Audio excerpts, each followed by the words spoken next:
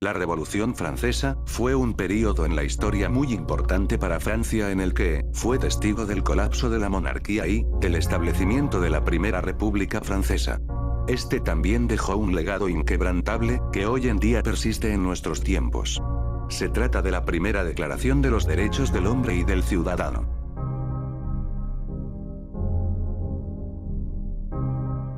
Pobreza y hambruna.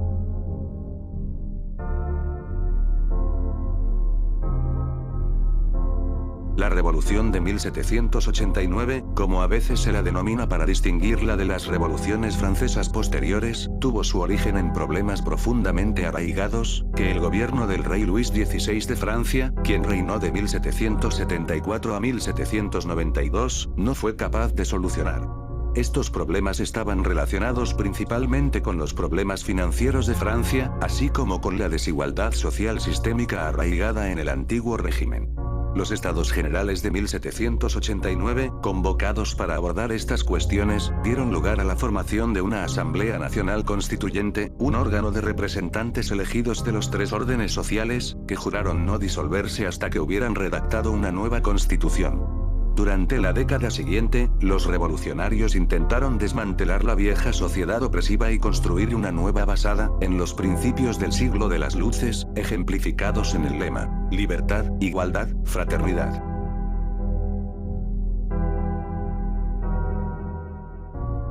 La desigualdad social. El antiguo régimen se dividía en tres estamentos u órdenes sociales: el clero, la nobleza y los plebeyos. Los dos primeros gozaban de numerosos privilegios sociales, incluidas exenciones fiscales, que no se concedían a los plebeyos, una clase que representaba más del 90% de la población. El tercer estado tenía que realizar trabajos manuales y pagar la mayor parte de los impuestos. En 1789, Francia era el estado europeo más poblado, con más de 28 millones de habitantes. El crecimiento del empleo no había ido a la par del aumento de la población, por lo que entre 8 y 12 millones de personas se habían empobrecido. Las técnicas agrícolas atrasadas y una serie de cosechas terribles condujeron al hambre.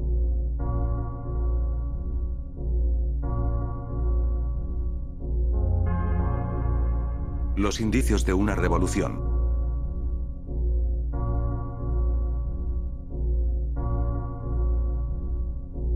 Mientras tanto, una clase creciente de plebeyos ricos, la burguesía, amenazaba la posición privilegiada de la aristocracia, aumentando las tensiones entre las clases sociales. Las ideas del siglo de las luces también contribuyeron al malestar nacional. La gente empezó a ver el antiguo régimen como corrupto, mal gestionado y tiránico. El odio se dirigía especialmente hacia la reina María Antonieta, a quien se consideraba la personificación de todo lo malo del gobierno.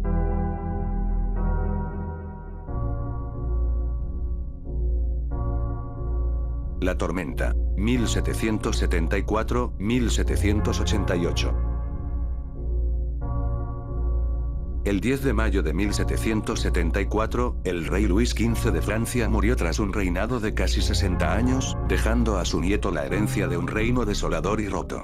Con apenas 19 años, Luis XVI era un gobernante impresionable que se adhirió a los consejos de sus ministros e involucró a Francia en la Guerra de Independencia estadounidense.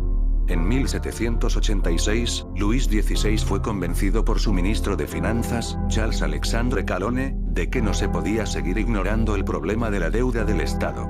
Calonne presentó una lista de reformas financieras y convocó la Asamblea de Notables de 1787 para aprobarlas. Los notables, una asamblea mayoritariamente aristocrática, se negaron y dijeron a Calonne que solo los Estados Generales podían aprobar reformas tan radicales. Se trataba de una asamblea de los tres estamentos de la Francia prerrevolucionaria, un órgano que no había sido convocado en 175 años. Luis XVI se negó, consciente de que un Estado General podría socavar su autoridad. En su lugar, despidió a Calonne y llevó las reformas a los Parlements. Los Parlements eran los 13 tribunales judiciales encargados de registrar los decretos reales antes de su entrada en vigor. Formados por aristócratas, los Parlements habían luchado durante mucho tiempo contra la autoridad real, amargados por el hecho de que su clase había sido subyugada por el rey Sol Luis XIV de Francia un siglo antes. Viendo la oportunidad de recuperar algo de poder, se negaron a registrar las reformas reales y se unieron a los notables para abogar por los estados generales. Cuando la corona respondió exiliando a las cortes, estallaron disturbios por todo el país. Los parlements se habían presentado como defensores del pueblo y se habían ganado así el apoyo de los plebeyos.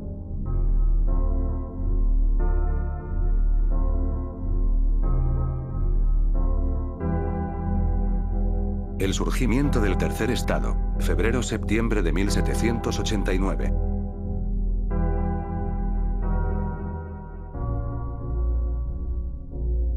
En toda Francia, 6 millones de personas participaron en el proceso electoral para los estados generales, y se elaboraron un total de 25.000 cahiers de doléances, o listas de quejas, para su debate. Cuando los estados generales de 1789 finalmente se reunieron el 5 de mayo en Versalles, 578 diputados representaron al tercer estado, 282 a la nobleza y 303 al clero. Como las clases altas votaban juntas, el tercer estado se encontraba en desventaja. Exigió que los votos se contaran por cabezas, condición a la que la nobleza se negó rotundamente. El 20 de junio, los diputados de la Asamblea Nacional se reunieron en la cancha de tenis real. Allí pronunciaron el juramento de la cancha de tenis y prometieron no disolverse hasta haber dotado a Francia de una nueva constitución. La Revolución Francesa había comenzado. Luis XVI se dio cuenta de que necesitaba recuperar el control. A principios de julio, llamó a más de 30.000 soldados a la cuenca de París, y el 11 de julio destituyó a Necker y a otros ministros considerados demasiado amistosos con los insolentes revolucionarios. Temiendo que el rey pretendiera aplastar la revolución, el pueblo de París se amotinó el 12 de julio. La revuelta culminó el 14 de julio con el asalto a la Bastilla, cuando cientos de ciudadanos lograron asaltar la fortaleza para saquearla y conseguir municiones. Estas revueltas dieron lugar en mini bastillas, ya que los campesinos asaltaron las propiedades feudales de los señores locales y obligaron a los nobles a renunciar a sus derechos feudales. Esta oleada de pánico, que luego se conoció como el Gran Miedo, obligó a la Asamblea Nacional a enfrentarse a la cuestión del feudalismo. La noche del 4 de agosto, en una oleada de fervor patriótico, la Asamblea anunció que el régimen feudal quedaba completamente destruido y puso fin a los privilegios de las clases altas. Más tarde, ese mismo mes, aceptó la Declaración de los Derechos del Hombre y del Ciudadano, un documento histórico de derechos humanos que defendía la voluntad general del pueblo, la separación de poderes y la idea de que los derechos humanos eran universales. Estos dos logros se consideran los más importantes y duraderos de la revolución.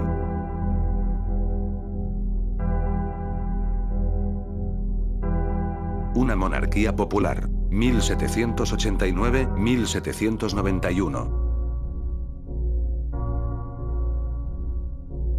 Mientras la Asamblea Nacional redactaba lentamente su constitución, Luis XVI estaba enfurruñado en Versalles.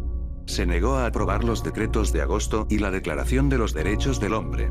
Esto enfureció al pueblo de París, y el 5 de octubre de 1789, una multitud de 7.000 personas, en su mayoría mujeres comerciantes, marcharon de París a Versalles bajo una lluvia torrencial, exigiendo pan y que el rey aceptara las reformas de la Asamblea. La Asamblea, mientras tanto, comenzó a gobernar Francia, adoptando su propia y malhadada moneda, el assignat, para ayudar a hacer frente a la deuda pendiente. Pero el rey tenía otros planes. Un año más tarde, en la noche del 20 al 21 de junio de 1791, él y su familia abandonaron las Tullerías disfrazados e intentaron escapar de Francia en lo que se conoce como la fuga a Varennes.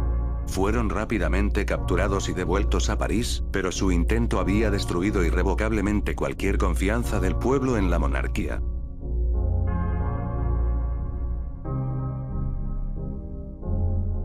El nacimiento de la República. 1792-1793. El 20 de septiembre de 1792, un ejército francés detuvo finalmente la invasión prusiana en la milagrosa batalla de Valmy.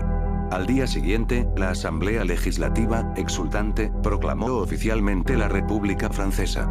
El posterior calendario republicano francés se fechó a partir de este momento, que se consideró el logro supremo de la humanidad.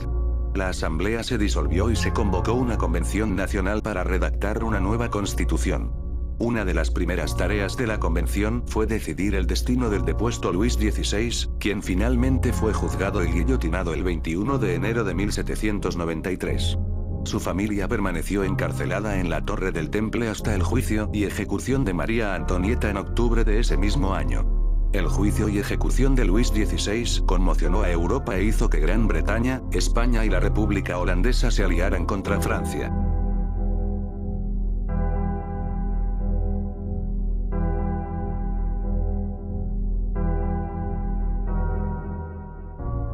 El reinado del terror, 1793-1794. Tras el declive de los Feuillants, los girondinos se convirtieron en la facción moderada de la revolución.